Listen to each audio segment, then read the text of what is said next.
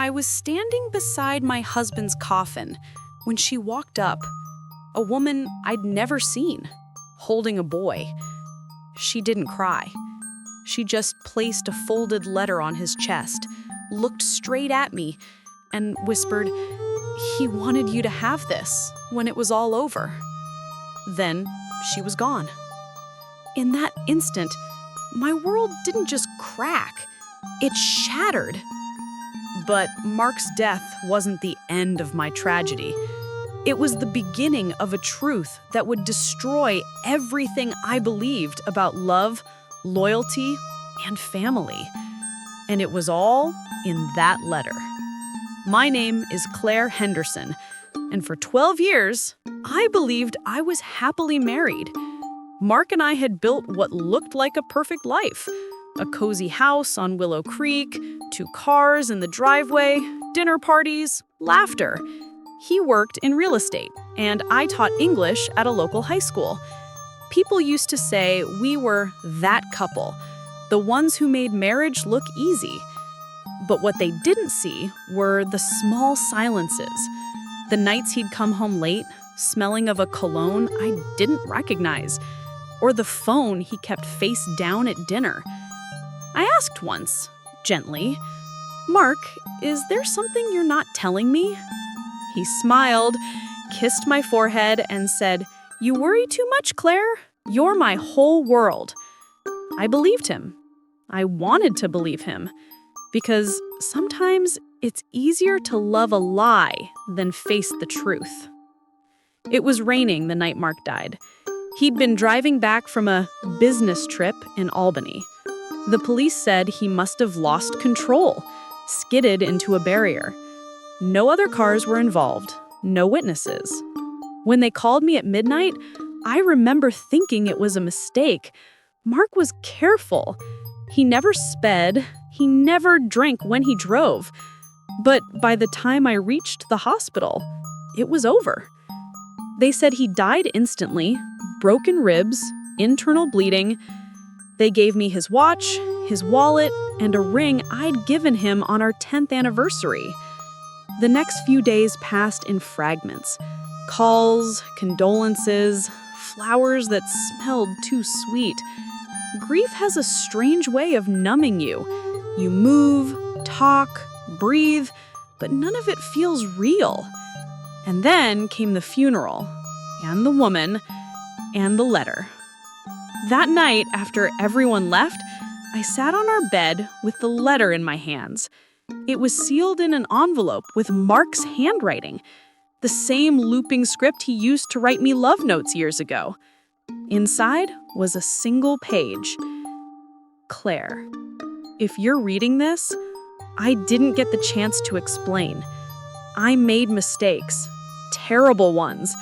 I never stopped loving you, but I wasn't faithful. There's someone else, a child. His name is Noah. Please don't hate him. He's innocent." There was no apology beyond that, no explanation, just those words. A secret so heavy, it changed the air in the room. I remember whispering to the empty space beside me, "How could you?" But all that answered was silence. The next morning, I called Mark's best friend, Ethan. He'd been like a brother to Mark, and to me. When I asked if he knew about the woman and the child, there was a long pause. "Claire, you don't want to go down that road," he said softly. "It'll only hurt you more." But that answer, that careful answer, told me everything. He knew. I spent hours scrolling through Mark's emails, texts, social media. Nothing. He'd erased everything, like he'd been preparing for me to look. Until I checked his car insurance folder. Tucked between the papers was a receipt, a child's birthday gift, from a toy store 2 towns over, paid for just 3 weeks before he died. I drove there the next day. When I asked about the purchase, the cashier remembered him immediately. "Oh yeah, nice guy. bought a model airplane, said it was for his son, Noah. Detective Reeves called again a week later. Mrs. Henderson, we found something. He explained that Mark's car had been serviced a day before the accident by a mechanic hired privately, not through his insurance. The mechanic's report showed no issues, but a security camera from the garage's lot showed someone tampering with the car later that night. The footage was grainy, but the figure was familiar. Tall, slim, and unmistakably Ethan. My pulse raced. Ethan? His best friend? Reeves nodded. We'll bring him in for questioning. When I confronted Ethan myself, his calm shattered. You don't understand, Claire. He was going to ruin everything. Ruin what? I demanded. He was about to confess everything about Emily, about Noah, about the money. He'd transferred almost half his company shares into your name. The board thought it was suspicious. He was about to lose everything. If that came out, we all would have gone down. I stepped back. So you killed him? He shook his head, crying, No, I just wanted to scare him, make him stop. I loosened the brake line a little. I didn't think he'd actually... His voice broke. It was supposed to be a warning. I called the police right then. Ethan was arrested that night. But the truth didn't bring peace. It just opened another wound. Weeks later, Detective Reeves brought me a USB drive recovered from Mark's office safe. It was labeled, For Claire, If I'm Gone. I watched it alone. Mark sat in his chair, eyes heavy with guilt. Claire, I know you'll hate me for what I've done.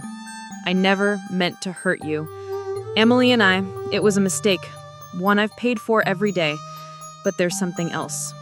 Ethan has been using my company for illegal transfers. I was about to expose him. I told him I'd go to the police if he didn't stop. If anything happens to me, promise me you will protect Noah. He's innocent in all this. He paused, tears in his eyes. You were the best part of me. I just wish I'd been the same for you. The screen went black. I sat there in the dark, realizing the twisted truth. My husband didn't die because of love or betrayal. He died trying to make things right. 2 years have passed. Emily is raising Noah, and I visit them sometimes. Ethan is serving time for manslaughter. People still whisper about the Henderson scandal, the affair, the child, the money. But I've stopped caring what they say, because I've learned something that only pain can teach you. That forgiveness isn't about letting someone off the hook. It's about letting yourself breathe again. I'll never forget Mark. I'll never forget what he did, or what he tried to fix before it was too late. And sometimes when I walk past the sea near my new home, I still hear his voice in the wind saying, You were my home, Claire, even when I lost my way. Maybe that's the cruelest kind of love, the one that stays even after truth burns everything else away. If you were in my place, would you forgive your husband for betraying you but dying to protect you? Or would you hold on to the anger forever? Tell me in the comments. I want to know what you would do. And if this story touched you, please like, share, and subscribe for more true-to-life stories about love and betrayal and the haunting choices we live with. My heart sank. The woman at the funeral, the boy, the letter, it all connected. But what I didn't expect was that this was only half the truth. Her name was Rachel Porter. I found her address from the funeral register. A neat suburban house with a blue door and toys scattered on the porch. When she opened the door, she didn't look surprised. You're Claire, she said quietly. I hoped you'd come. I stepped inside, my heart pounding. I just need to know how long, I said. Rachel looked down. 7 years, she whispered. He told me he loved you, that he couldn't leave you, but he also said he couldn't stop loving me. Her voice broke. I wanted to hate her, but all I felt was emptiness. Noah peeked around the hallway, shy, holding a toy airplane. "Mom, is she okay?" he asked. Rachel knelt and whispered, "She's just sad, honey." And for the first time, I saw it. The lie that had been living parallel to my life. Two families, two truths, both held together by the same man.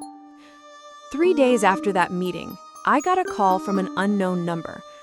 The voice on the other end was deep, careful. "Mrs. Henderson, this is Detective Paul Reeves. I was on your husband's accident case." I froze. "Accident case? I thought it was closed." "It was," he said, "but there were inconsistencies. The brake line on your husband's car, it didn't look like standard wear. It looked cut." My breath caught.